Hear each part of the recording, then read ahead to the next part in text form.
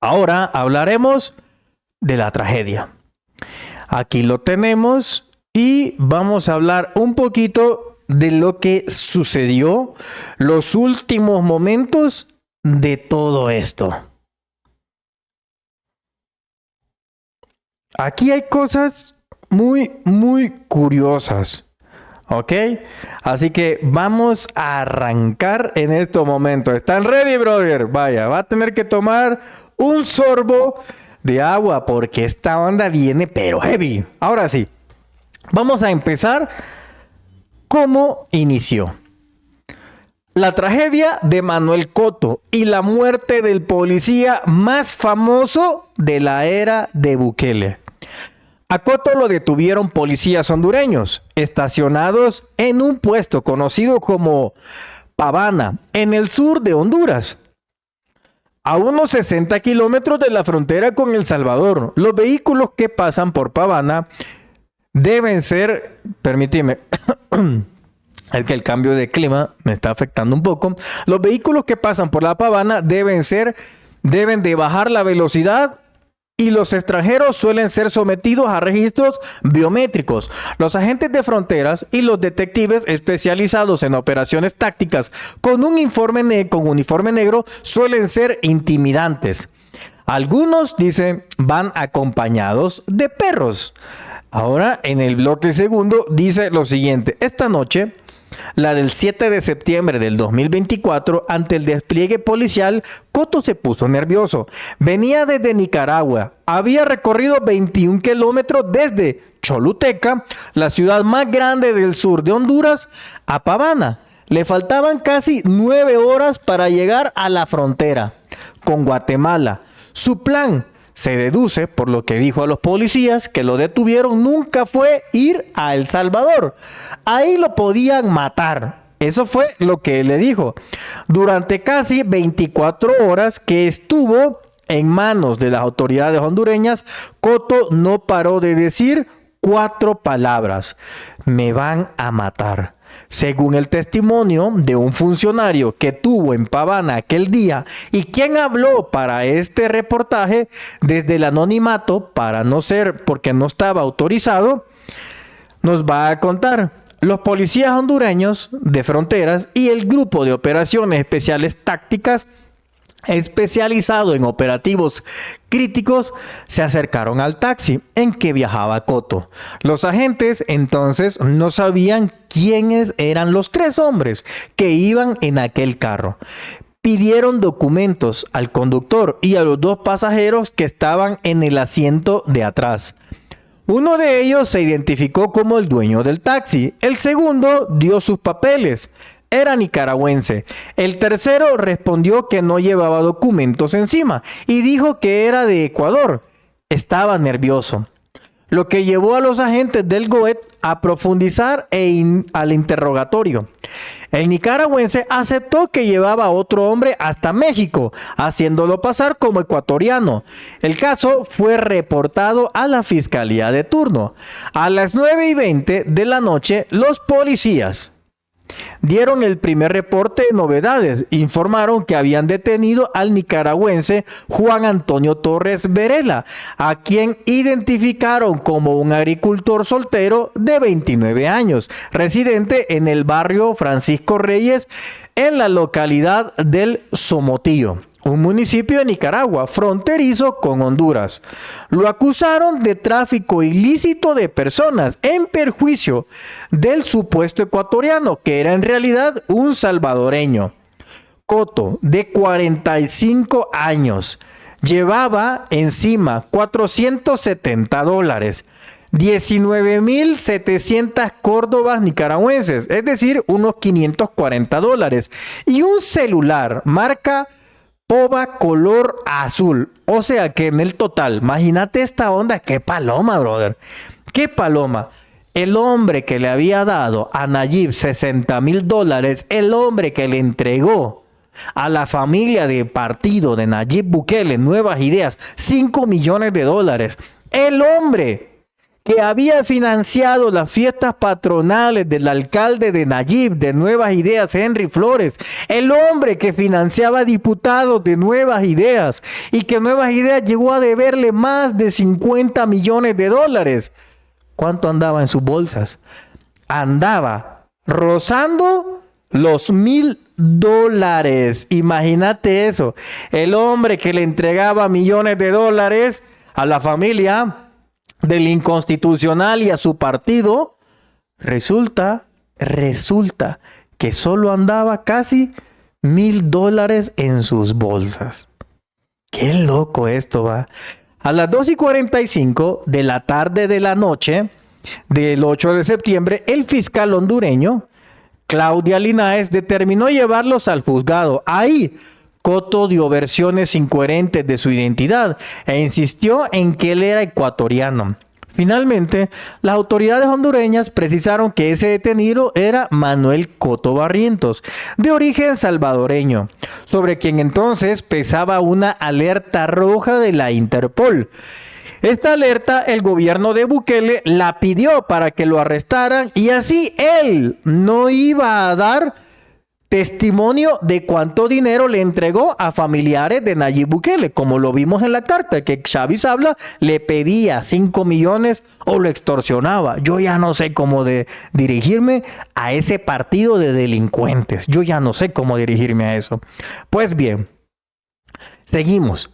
Precisaron que ese detenido era Manuel Cotto Barrientos, de origen salvadoreño, sobre quien entonces pesaba una alerta roja de Interpol y que habían verificado una orden de captura el 16 de mayo del 2024, remitida en el oficio número 1023 del Tribunal Sexto contra el Crimen Organizado de San Salvador.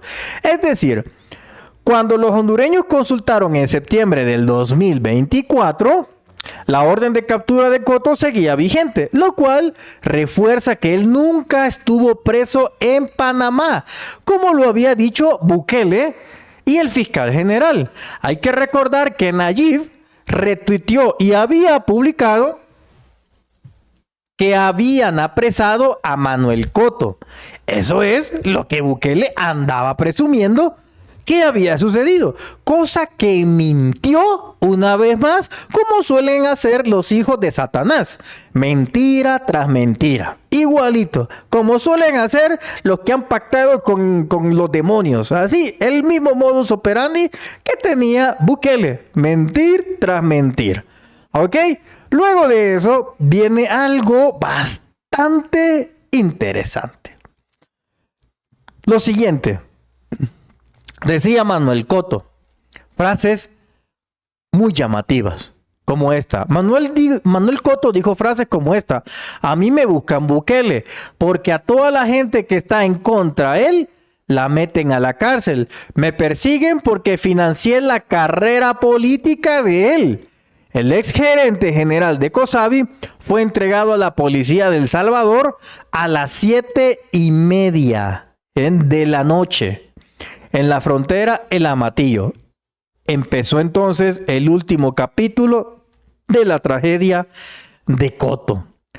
Aquí llama la atención porque Cotto repetía constantemente: me va a matar, me va a matar. Eso era lo que repetía Manuel Cotto al saber que iba a ser entregado a las manos del gobierno de Bukele. El comisionado Mauricio Chicas, orden número 001, ¿verdad?, explica que él estaba gozando en la playa El Tamarindo, en el oriente salvadoreño. Uno de los raros días en que le habían dado descanso. Y luego recibe una llamada. El presidente quiere que vaya usted a recogerlo, le dijo su interlocutor, un empleado de la Secretaría de Comunicaciones de la Presidencia, cercano al dictador. Según contaron a este medio 2 oficiales de la PNC que trabajaron con Arriaza. Desde Capres solicitaron también la presencia de 3 altos funcionarios. Una de las fuentes explicó que hubo una sensación de extrañeza entre varios policías cuando se enteraron de que la cúpula de la institución había sido convocada en pleno para ir a traer a Manuel Coto a El Amatillo. Era así un caso grande, pero no uno que requería a 3 policías importantes que guardaban los secretos de Bukele. Arriaza Chicas era uno de los fundadores de la PNC. Arriaza llegó a dirigir, y ahí te dan el currículum de Arriaza Chicas, ¿verdad? Dice un oficial de la PNC cercano a Arriaza, quien accedió a hablar desde el anonimato por seguridad, que para mediados del 2024 el director policial estaba ya cansado del puesto y había empezado a pensar en retirarse, a punto de cumplir los 60 años y a un paso de la jubilación. Arriaza Chicas quería irse a los Estados Unidos, donde vive buena parte de su familia, cuando aquel 8 de septiembre le hablaron de casa presidencial. El ánimo del comisionado Arriaza para cumplir la comisión encomendada, la de recoger al sospechoso del fraude de Cosabi, subirlo a un helicóptero y llevarlo hasta San Salvador, no era la mejor actitud. Los hondureños entregaron a Manuel Coto. Esta parte tiene un poco de sentido. Tiene un poco de sentido porque quiere decir que este señor Arriaza Chicas tenía en su pensamiento dejar eso. Y obviamente que si él dejaba eso, Nayib iba a andar culío. Nayib no iba a saber qué hacer. ¿Por qué lo digo? No iba a saber qué hacer porque si este Arriaza Chicas ya estaba en Estados Unidos, Bukele no iba a poder controlarlo, porque Arriaza Chicas era de las personas que sabía su secreto. Los hondureños entregaron a Coto al Amatillo a las 7:46 de la noche. Llovía. Arriaza, al frente de una decena de oficiales y funcionarios salvadoreños, mantuvo su mano derecha en posición de saludo frente a su gorra mientras agradecía a sus colegas hondureños alineados de espaldas a los agentes que sujetaban al ex gerente de Cosabi. Gracias a las autoridades de la República de Honduras por la colaboración en esta operación internacional. Un agradecimiento especial por parte del inconstitucional Nayib Bukele. Que el pueblo salvadoreño, dice, los ofendidos de este caso de Cosabi y de la defraudación económica pública que Cosabi hizo con ayuda del gobierno y de sus funcionarios, pues van a pagar.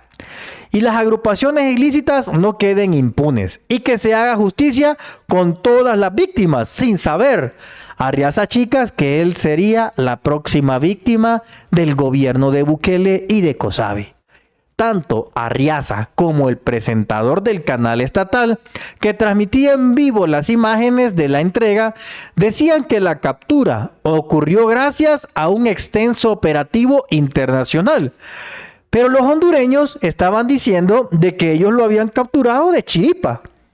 Mientras que el gobierno de Bukele había mentido diciendo que esto era una búsqueda internacional.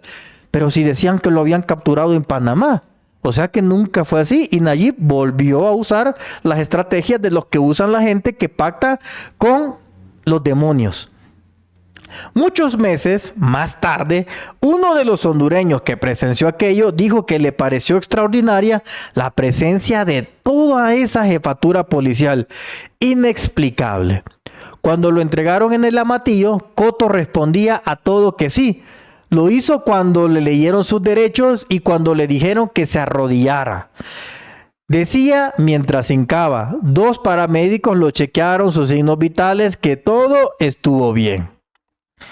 Una media hora después de eso, después de que todos los hombres que sabían los secretos del gobierno de Bukele, Coto, Arriaza Chicas, García Funes y otras 6 personas, junto al periodista que hacía los montajes al gobierno de Bukele y vendía las mentiras al exterior, fueron estrellados. Brother, el cadáver de Coto lo llevaron al cuartel de la 3ª Brigada de Infantería, la ciudad más grande de Oriente. Llegaron hasta esa misma mañana. El cuerpo lo entregaron horas después, el martes 10, ya entrada en la mañana. Solo uno de los parientes entró a identificar el cadáver. Estaba sobre una mesa ordinaria. Cuando la familia recibió el cuerpo, le dijeron que no habían hecho autopsia. Preguntaron, pero ¿por qué no les dieron más? Se lo llevaron ahí, sin hacerle autopsia. El entierro fue el 11 de septiembre. En redes sociales, salvadoreños se llenaron con posts de teóricos de la conspiración que negaban la muerte del ejecutivo, pero él estaba ahí en el ataúd, según confirmaron 3 personas que asistieron ahí. Tenía una mano encima de la otra, se le miraban las manos, los dedos con sangre y solo carne, contó alguien que lo vio. Sucede de que eso, cuando usted sigue leyendo, es una cosa bien heavy. Porque sucede que acoto, y aquí hay una cosa un poco extraña.